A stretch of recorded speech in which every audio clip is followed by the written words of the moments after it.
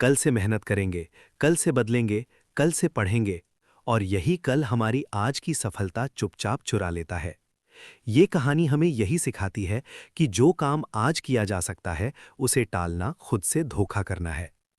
ये कहानी है बिंदुपुर गांव के एक लड़के आर्यन की। आर्यन पढ़ने में तेज था, समझ भी जल्दी लेता था, लेकिन उसकी एक बहुत बुरी आदत थी, हर जरूरी काम को कल पर टाल देना। खासकर पढ़ाई के मामले में उसका एक ही जवाब होता, अभी बहुत समय है, कल से जरूर पढ़ूंगा। सालाना परीक्षा में 1 महीना बाकी था। उसकी माँ रोज प्यार से समझाती, बेटा थोड़ा थोड़ा पढ़ लिया कर, आखिरी समय में परेशानी होगी। आर्यन मुस्कुराकर कह देता, अरे माँ, अभी तो पूरा महीना है, कल सुबह 4 बजे उठकर पक्का पढ़ूंगा। लेकिन वो कल कभी नहीं आया। सुबह नींद भारी लगती, दोपहर दोस्तों के साथ खेल में निकल जाती, और रात को वो खुद से कहता, आज बहुत थक गया हूं, कल से पक्का शुरुआत करूंगा।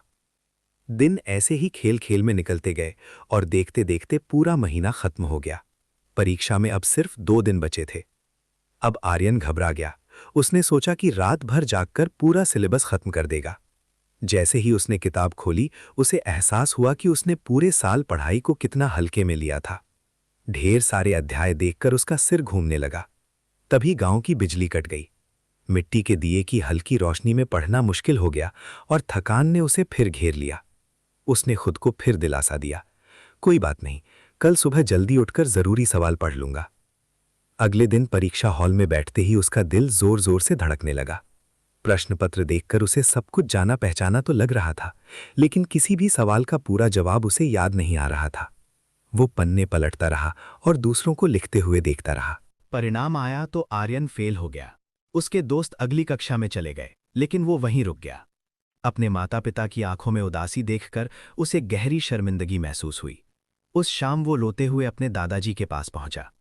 दादाजी ने उसे पास बिठाया और आंगन में लगे एक छोटे से पौधे की ओर इशारा करके बोले, बेटा, अगर मैं इस पौधे को रोज पानी ना दूं और सोचूं कि महीने के आखिरी दिन एक साथ 10 बाल्टी पानी डाल दूं, तो क्या ये जिंदा रहेगा? आर्यन ने सिर झुका लिया और कहा, नहीं दादाजी, ये सूख जाएगा।